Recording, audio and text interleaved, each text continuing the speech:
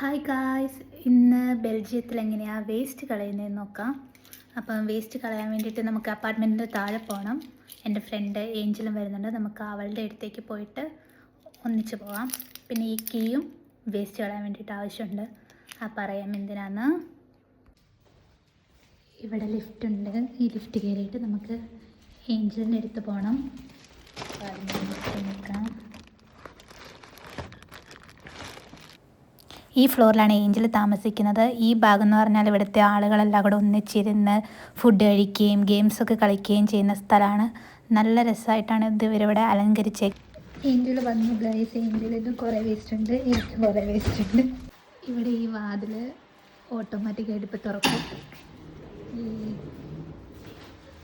ഇതും തുറക്കും. യെസ്, നമ്മളിങ്ങനെ പുറത്തൂടെ പോയി കുറച്ച് നടന്ന് വേണം വേസ്റ്റ് കളയാൻ.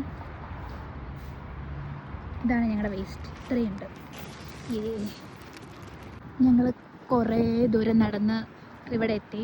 കുറേ ദൂരം എന്നല്ല, കുറച്ച് ദൂരം. എന്നിട്ട് ആ കാണുന്ന പെട്ടികളാണ്, അവിടെയാണ് വേസ്റ്റ് കളയുന്നത്. ഇതാണ് ഞങ്ങളുടെ ബിൽഡിങ്. ഇവിടെ വേസ്റ്റ് കളയണമെങ്കിൽ ഈ കീ വെച്ച് നമ്മുടെ വേസ്റ്റിൻ്റെ ബോക്സ് തുറക്കണം.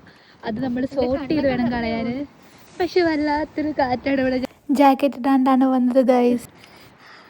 ഇത് നമുക്കിപ്പം ഇത് പേപ്പർ വേസ്റ്റാണ്. ഈ ഓറഞ്ച് അത് നമുക്കിങ്ങനെ തുറക്കാം. ഇങ്ങനെ കാണിക്കുക.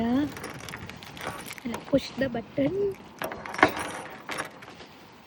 എങ്ങനെ തുറക്കാതെ തുറന്നു. ഇത് കേട്ടോ, ഇങ്ങനെ തുറക്കുക.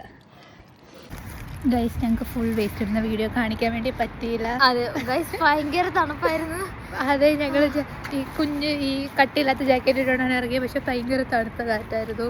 പിന്നെ വേസ്റ്റ് വേഗം -1 ഉള്ളൂടെ. അതെ, പുറത്തോട്ട് ഇറങ്ങുമ്പോഴത്തേനും നമ്മൾ വിചാരിക്കും. അതെല്ലാം ഭയങ്കര കാറ്റുമായിരുന്നു. കാറ്റ് നമുക്ക് ഒട്ടും സഹിക്കാൻ പറ്റത്തില്ല. അതെ, അപ്പം ഇനി വേറൊരു ദിവസം വിശദമായിട്ട് കാണിച്ചു തരുന്നതായിരിക്കും. അപ്പം ബൈ.